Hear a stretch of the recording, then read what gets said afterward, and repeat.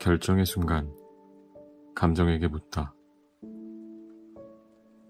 코로나 사태가 본격적인 국면으로 접어들자 사회 구성원들의 감정 상태는 거대한 변화의 파도를 타고 있다. 그것도 최대한 마주치기 꺼려졌던 부정적인 감정으로 말이다.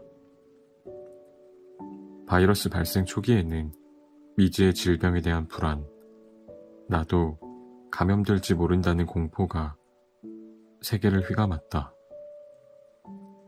이는 곧 방역수칙을 제대로 지키지 않아 집단 감염의 원인이 된 사람이나 단체를 향한 분노로 번지며 신천지 교인들이나 이태원 클럽 이용자들에 대한 수위 높은 비난과 혐오, 언론으로 번졌다.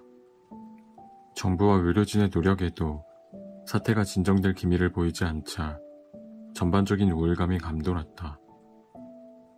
사람을 만나지 못하는 데서 오는 상실감, 나쁜 뉴스를 반복적으로 접할 때마다 느껴지는 슬픔, 안정되지 않은 경제생활과 앞날에 대한 걱정.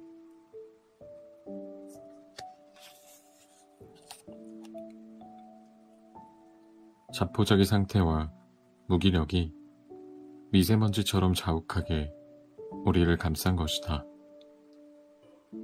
불안, 공포, 분노, 무기력, 우울. 앞서 나열한 감정들은 한 인간이 평생 동안 몇 번에 걸쳐 조금씩 느껴도 굉장히 힘든 정서들이다.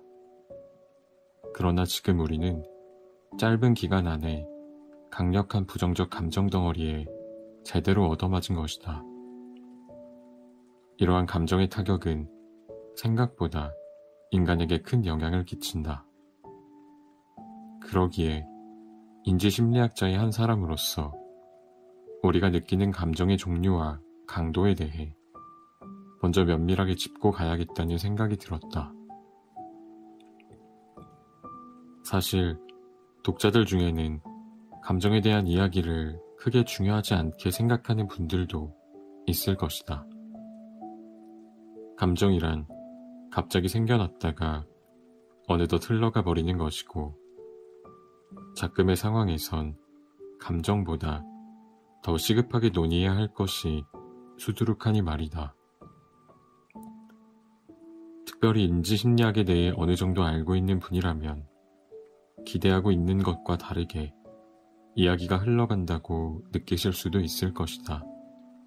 인지심리학은 심리학 중에서도 이공계열이라 불리는 학문이다.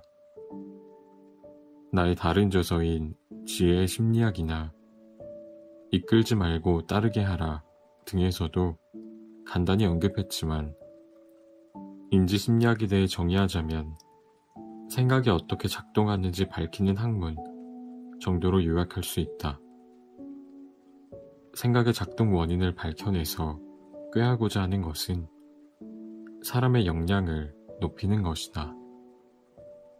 인간이 더 좋은 판단, 더 탁월한 의사결정을 할 수 있도록 돕고 문제 해결 능력을 높이며 창의성을 발휘하게 하는 것이 인지심리학을 연구하는 학자들의 목표 중 하나다. 상담심리학이나 임상심리학 등 우리가 생활에서 접할 수 있는 다른 심리학들은 우울, 불안, 강박, 다중인격, 공황장애 등 인간이 지니고 있는 어두운 측면들을 보살피고 제자리로 돌려놓는 일들을 한다. 그에 비하면 인지심리학은 다분히 역량 지향적인 학문인 셈이다. 그런데 지금 이 시점에서 인지심리학자라는 작자가 스쳐 지나가면 그만인 감정을 본격적으로 풀어보겠다고 하니 이 책 생각보다 너무 말랑말랑한 게 아닌가. 그러나 인간의 판단과 결정 능력에 대한 연구를 해온 많은 학자들이 감정이 생각보다 많은 부분에서 우리의 일상과 인생을 지배한다는 것에 놀라곤 한다. 말하자면 이성과 논리만이 역량이 아니라 감정도 엄연한 역량이라는 것이다. 감정이 왜 중요한가?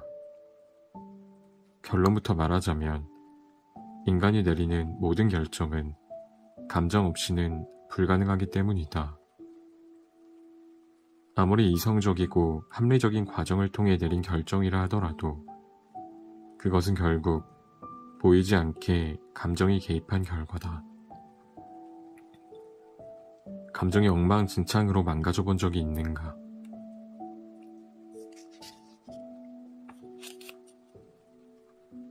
극심한 슬픔에 빠졌을 때 밥도 제대로 못 먹은 경험쯤은 한 번씩 해봤을 것이다.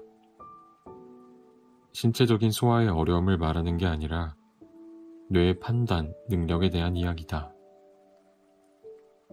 음식을 떠서 먹기 이전에 뭘 먹었을지부터 정해야 할 것이 아닌가. 그러나 비정상적인 감정 상태의 뇌는 중요한 결정뿐 아니라 내가 뭘 먹어야 하는지와 같이 쉬운 문제조차 제대로 결정하지 못한다. 실제로 심리학에서는 결정장애와 정서장애를 동의어로 취급하기도 한다. 이는 fMRI를 보아도 알 수 있다.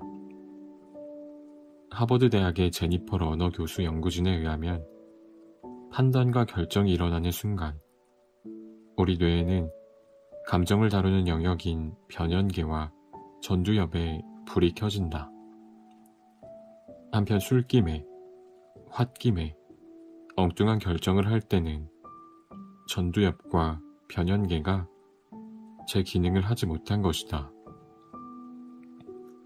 그래서일까? 요즘엔 최소한 나에 비해 감수성이 발달한 아내의 결정력에 감탄할 때가 많다. 크고 작은 집안일에 대해 같이 머리 싸매고 고민하다가도 그래, 그럼 그렇게 하자 라고 시원하게 말해주거나 이건 아닌 것 같아 라고 딱 잘라 결정 내려주니 말이다. 저녁 반찬 같은 사소한 문제부터 아이 교육에 대한 중대한 문제까지 결정은 번번이 아내의 몫이었다. 요즘 난 그냥 아내가 선택한 걸 얌전히 따르는 편이다. 비단 우리 집에만 해당되는 이야기는 아닐 것이다. 전통적인 한국의 가정에서 상당 부분 여성이 최종 결정을 내리는 경우가 많다. 게다가 나이가 들수록 아버지의 결정권이 어머니에게로 넘어가는 현상 또한 자주 볼 수 있다. 감정이 발달해야 결정도 잘 된다고 하니 상대적으로 남성에 비해 감수성이 발달한 여성이 결정을 잘 하는 것도 이해가 간다. 오해의 소지가 있어서 짚고 넘어가자면 남녀의 선천적인 뇌의 차이점을 논하는 것이 아니다. 남녀의 뇌는 분명히 다르지만 특별한 결과를 이끌어내기에 미미한 수준이다. 당연히 여성보다 감수성이 발달한 남성도 있고 결정을 어려워하여 결정하기 힘든 여성도 얼마든지 있다. 여기서 말하고 싶은 것은 감정이나 결정력에도 후천적인 영향이 존재하며 다른 역량들과 마찬가지로 갈고 닦고 개발해야 하는 영역이란 것이다. 전통적인 한국 사회에서 남자아이들의 감정은 여자아이에 비해 상대적으로 억압받아 왔다. 초등학교 고학년만 되어도 기쁜 일이 있을 때 교실 안에서 좋다고 팔짝팔짝 뛰며 박수를 치는 건 여자아이들이고 남자아이들은 애써 심드렁한 척한다. 가슴 아픈 순간에도 여자아이들은 소리내어 울지만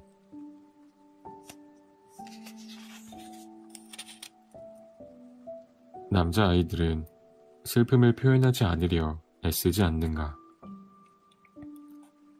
안타깝게도 나이가 먹을수록 그 성향은 강해진다.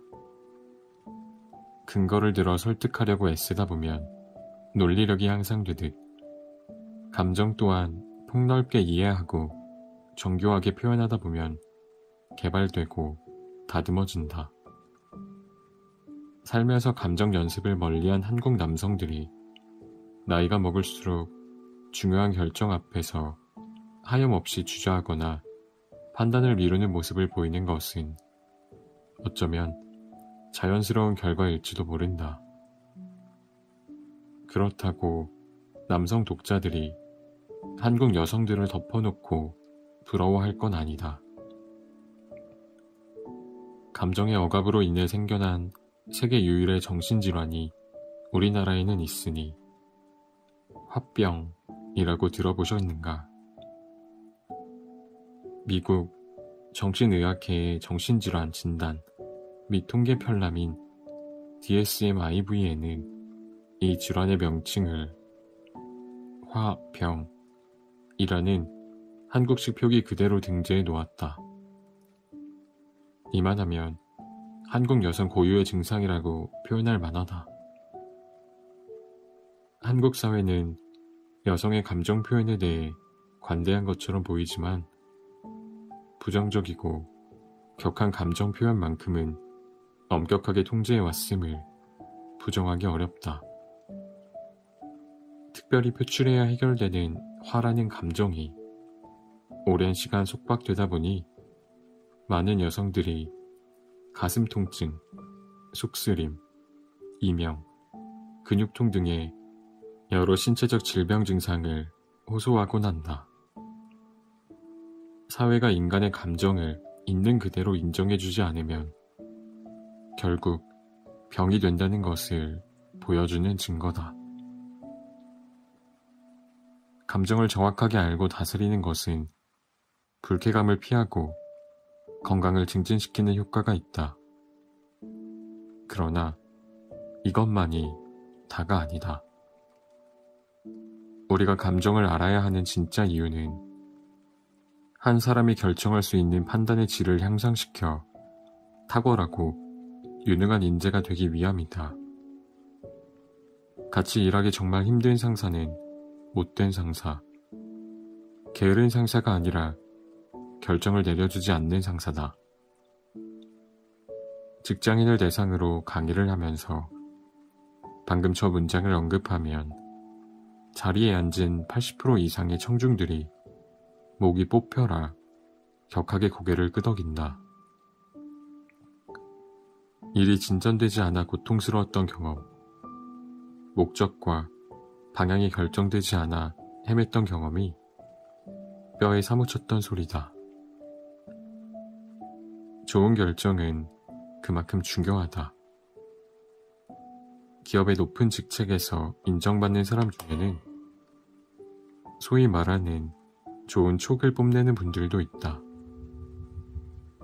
촉이 좋다는 것은 감수성이 좋다는 뜻인데 이를 있어 보이는 말로 바꾸자면 멘탈 시뮬레이션이다. 이들은 느낌이 좋으면 온 힘을 다해 진행하고 뭔가 깨름직하면 잠시 멈추어 살핀다. 얼핏 보면 비과학적이고 이성적이지 않은 것처럼 보인다. 그러나 사실 우리가 느끼는 감정은 그동안 축적된 경험적 데이터의 결과인 경우가 많다.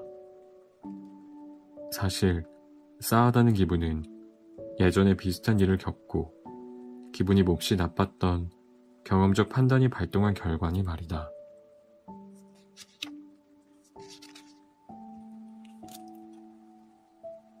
이처럼 정보가 들어오는 찰나에도 뇌 안에서는 인지, 해석, 판단, 결정 등 5만 가지 일들이 상호작용하여 벌어진다. 오늘 점심은 뭘 먹을까? 와 같은 단순한 결정을 할 때에도 머릿속은 바쁘다. 과거의 경험적 데이터를 기반으로 위험 요소를 피하고 미래를 예측하며 상대와 공동체의 분위기를 읽어내야 한다. 2시간 반 뒤에 돈가스를 먹어야 기분이 좋아질지, 설렁탕을 먹어야 흡족한 오후가 될지, 순간적으로 가까운 미래를 예측해야 한다. 그것을 해내는 것은 놀라운 능력이며, 이때 바탕이 되는 것은 감정이다. 정서가 발달해야 예측력 또한 좋아지는 것은 당연한 일이다. 사람의 일 중에 예측과 결정만큼 중요한 것이 또 어디 있겠는가. 그러다 보니 정서에 기반을 두어 일관적이면서도 확실한 결정을 내려주는 상사가 있다면 그 조직은 여타의 평범한 조직과는 다른 면모를 보일 수밖에 없다. 애플의 스티브 잡스는 금세기 최고의 혁신적인 기업가로 손꼽힌다. 그가 살아생전 내놓았던 많은 제품들은 세계인을 매료시키고 마니아층을 형성하였으며 IT뿐 아니라 인류의 새 역사를 썼다고 평가받는다.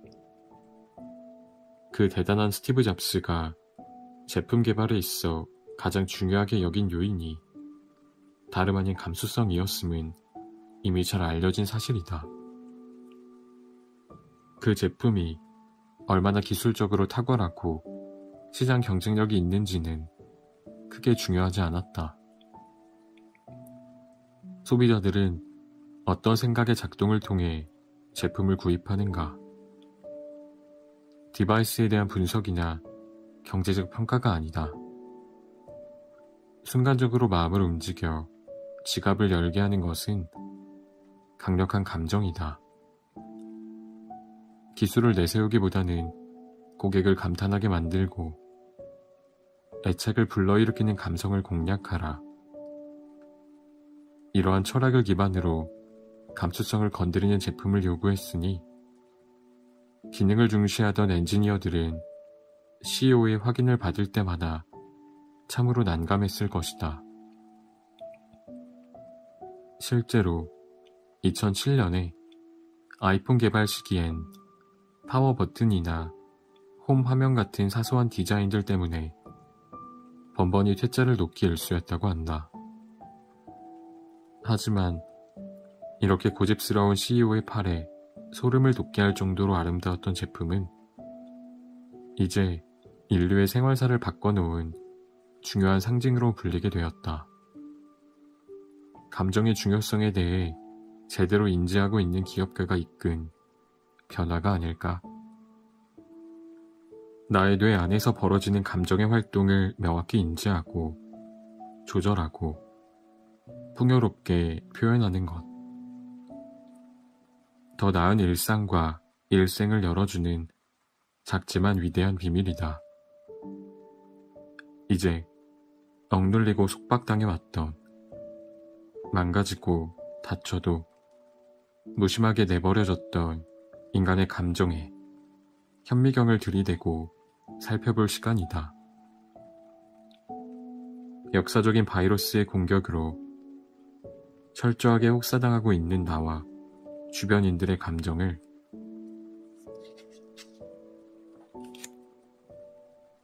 조심스럽게 실험 테이블 위에 올려보자. 괜찮은지 물어보며 하나씩 하나씩 공부해야 한다. 나의 감정을 잘 알아야 감정의 노예가 아닌 주인이 될 수 있으니 말이다. 교통사고를 당한 뇌의 고통. 우리 집 구급상자에는 언제나 몇 종류의 진통제가 상비되어 있다. 타이레놀 계열과 아스피린 계열. 이따금 만성적인 허리 통증이나 두통에 시달릴 때 식구들이 하나씩 복용하는 용도다. 진통제의 부작용도 있지만 통증 자체가 지속될 때의 부작용이 더 크다 보니 전문가들도 성분을 잘 따져서 지혜롭게 복용하라고 권유하곤 한다. 그렇다면 허리가 아플 때마다 먹었던 타이레놀의 약효는 어디로 흘러들어갈까? 아픈 허리 근육으로 향하는 것일까? 그렇지 않다. 허리에는 고통을 느끼는 센서가 없으니까. 진통제가 작용하는 부위는 다름 아닌 뇌다. 최근 연구에 의하면 뇌 중에서도 아주 일부 지역에서만 통증을 담당한다는 것이 밝혀졌다. 머리 양쪽 관자놀이를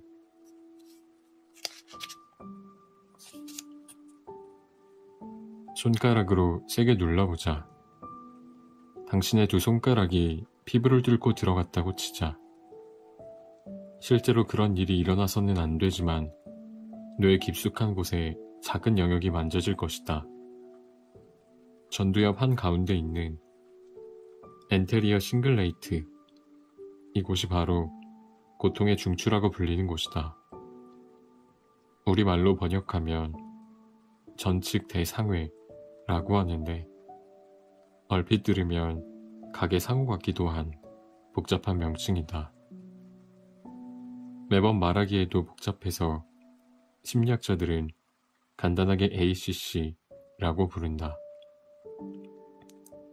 아무튼 허리가 아프거나 손가락이 아프거나 머리가 지끈거리거나 이가 아플 때 내가 참다 꺼내 먹은 진통제는 통증이 있는 신체 부위로 가지 않는다. 체내에서 분해되어 뇌로 흘러가 엔테리어 싱글레이트에 위치한 세포들을 진정시키는 것이다. 마음이 아플 때는 어떨까? 살다 보면 크고 작은 일로 상처를 받는 순간이 온다. 사랑이 끝났을 때, 가족 중 누군가 세상을 떠났을 때, 이유 없이 모함을 당하거나 친했던 사람들과 갈등이 빚어질 때, 험담의 대상이 되거나 언어적 폭력을 당할 때, 주변에 마음을 나눌 친구도 없이 홀로 남겨질 때, 우리는 상처받았다고 말하고 실제로도 가슴이 찢어지는 고통을 받는다. 고통을 견딜 수 없는 경우 삶을 포기하는 극단적인 선택을 하기도 한다. 코로나 상황에서 우리가 느끼는 심리적 고통은 이제 너무나 익숙한 것이 되었다. 물리적으로 바이러스에 감염되지 않았지만 많은 사람들이 아파하고 있다. 공포, 불안, 혐오, 분노, 우울과 상실감이 커져간다. 사회적 만남을 박탈당하고 외로움이 쌓인다. 소속감에 대한 두려움과 비대면 소통으로 인한 오해와 따돌림이 만연하다. 그러다 보니 사회 전반적으로 마음의 상처를 호소하는 이들이 많다. 이렇게 사람 간의 관계에서 생겨난 아픔을 처리하는 뇌 영역은 어디일까?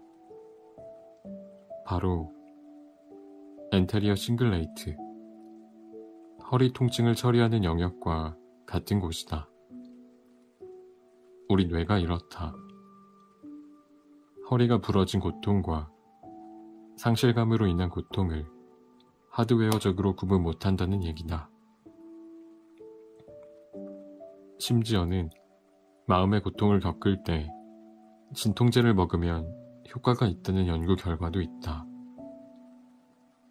UCLA 심리학과 나오미 아이젠버그 교수팀의 연구를 보면 사회적 왕따를 당한 피실험자에게 3주 동안 타이레놀을 복용시켰더니 그렇지 않은 상태보다 상실감이 훨씬 완화되었다는 결과가 나왔다. 비교적 최근 결과이기 때문에 학계에서는 당연히 고개를 갸웃하는 이들이 많았다. 일부 학자들은 이 연구의 오류를 밝혀내기 위해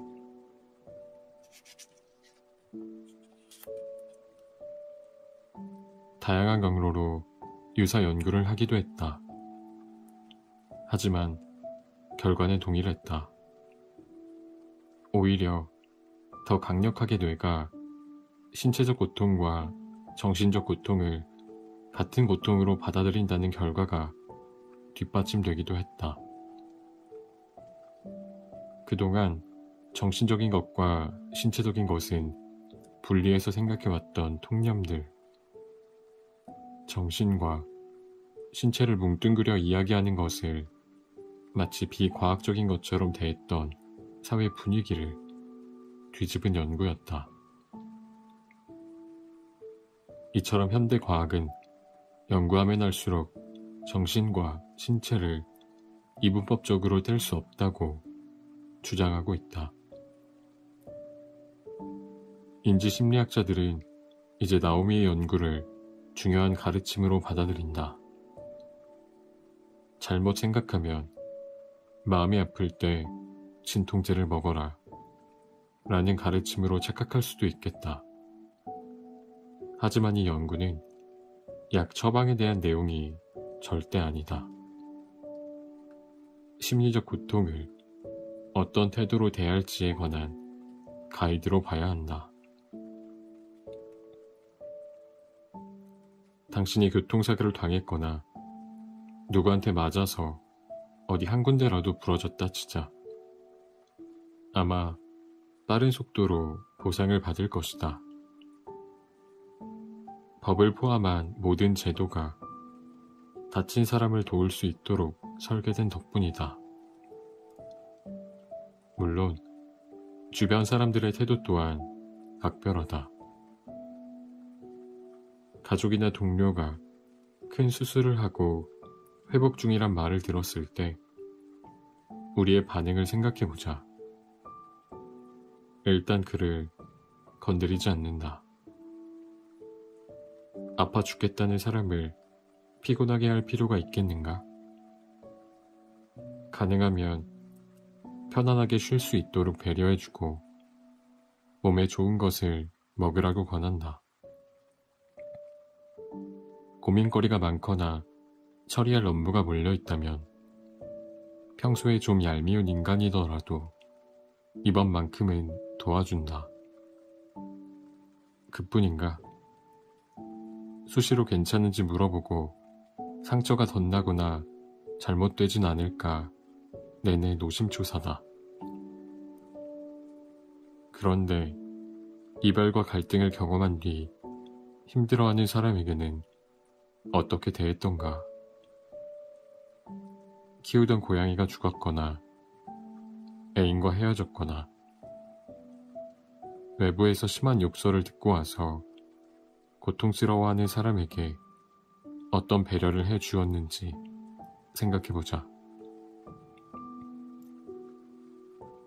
그깟 일 가지고 뭘 그리 유난이야? 상대방 입장에서 생각하면 틀린 말도 아니지 뭐. 한잔하고 그냥 잊어. 그 고통이 어떤 것이든 심리적인 것이라면 별거 아닌 것으로 대했을 가능성이 크다. 사실 상처에 소금이나 뿌리지 않았으면 다행이다. 인지심리학은 심리적, 사회적 고통 또한 신체적 고통 못지않게 다뤄져야 한다고 말한다. 내 눈앞에서 피를 철철 흘리는 사람을 모른 척하지 않듯 타인이 겪고 있는 내면의 상처 또한 심각하고 아프게 바라봐야 한다. 이것은 자기 자신에게도 해당하는 말이다. 지금 혹시라도 마음이 아프다면 나 자신을 환자처럼 대해주면 좋겠다. 편안한 자리를 깔아주고 영양가 있는 음식을 먹이자. 괜찮은지 물어보며 괜찮아질 때까지 좀 쉬라고 다독여주자.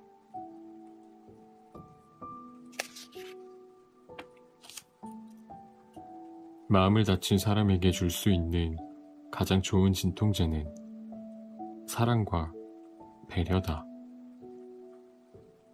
내가 해주는 만큼 마음도 금세 회복될 테니 말이다. 우울에서 헤엄쳐 나오는 법. 코로나 사태에서 사람들이 가장 많이 경험한 심리는 우울일 것이다. 학교에 갈 수 없는 학생들, 장사를 할 수 없는 소상공인, 직장을 잃은 회사원, 24시간 아이와 집에 갇힌 주부들. 사태가 장기화되고 필수적인 사회적 네트워크가 단절되면서 많은 사람들이 우울할 수밖에 없는 상황에 처했고 정신적인, 신체적인 무기력을 경험하고 있다. 코로나19와 우울감이 합쳐져 코로나 블루라는 신조어가 나올 정도니 이 시대의 우울은 누구보다도 친숙하고 가까운 정서가 아닌가 싶다. 뇌의 안쪽 중앙의 측두엽엔 편도체라 불리는 기관이 있는데 감정을 조절하는 것이다. 우울에 빠진 사람의 경우 편도체의 크기가 커지고 활동량도 커진다. 편도체의 비정상적인 작용은 다른 기관에도 영향을 끼치는데 수면 장애라든가 비정상적인 행동을 유발시키는 방식으로 발현된다. 엉뚱한 호르몬이 분비되어 건강에 문제를 일으키기도 한다. 그렇다면 우울이란 정확히 어떤 감정일까? 다른 부정적인 정서와 어떤 지점이 다를까? 우울의 원인은 100만 가지가 넘는다. 그러나 우울의 상태는 동일하다. 기본적으로 에너지가 없는 상태를 우울로 보기 때문이다. 자동차로 치면 기름이 없는 상태다.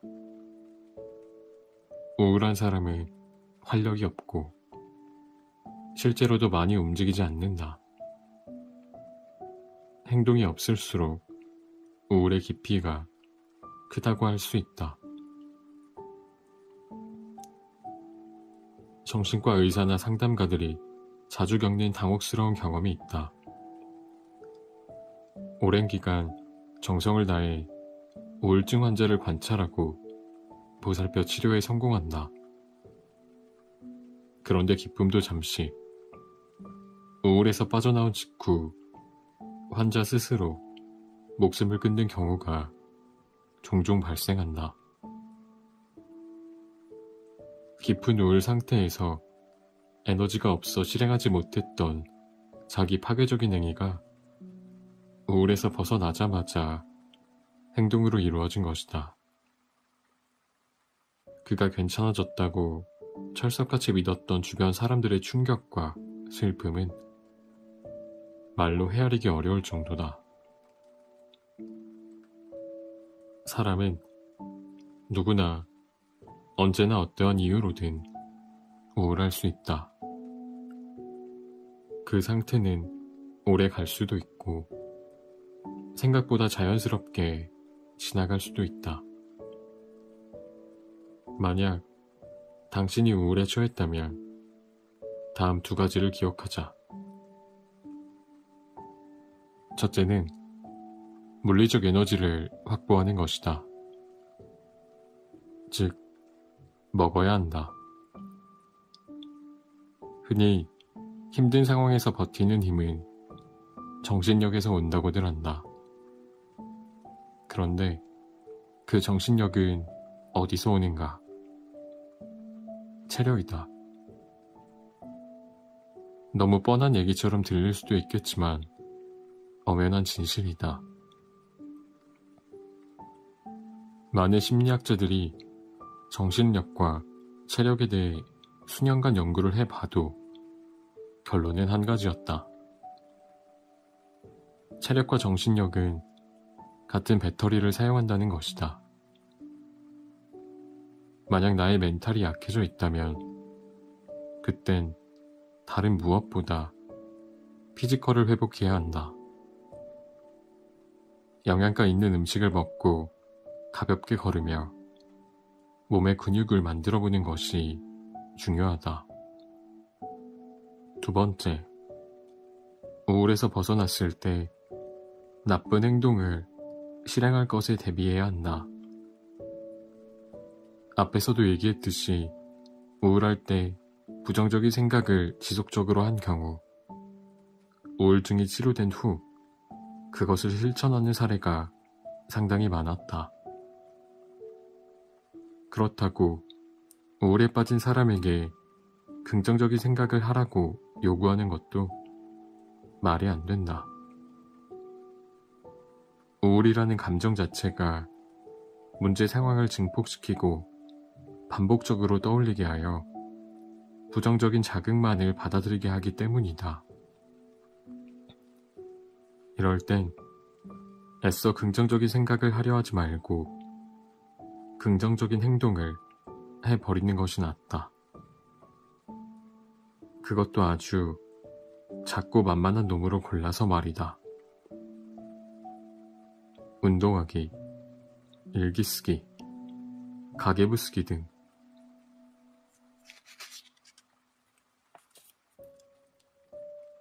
5분에서 10분짜리의 소소한 작업들이면 된다.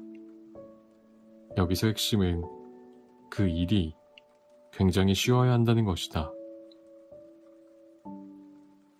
우울할 때는 무기력이 최악에 도달한 상태이다. 무기력은 우리의 귀에 대고 낮은 목소리로 계속 속삭인다. 넌 그 일을 할 수 없어. 해도 소용없어. 해봐도 분명히 안 될 거야. 이 목소리를 떨쳐내는 것은 쉽지 않다. 무턱대고 큰일을 덤볐다간 부지불식간에 더 큰 우울을 맞이할 것이다. 이럴 때 이겨내는 방법은 의외로 간단하다. 그냥 하는 것이다. 쉬운 걸로 딱 하나만.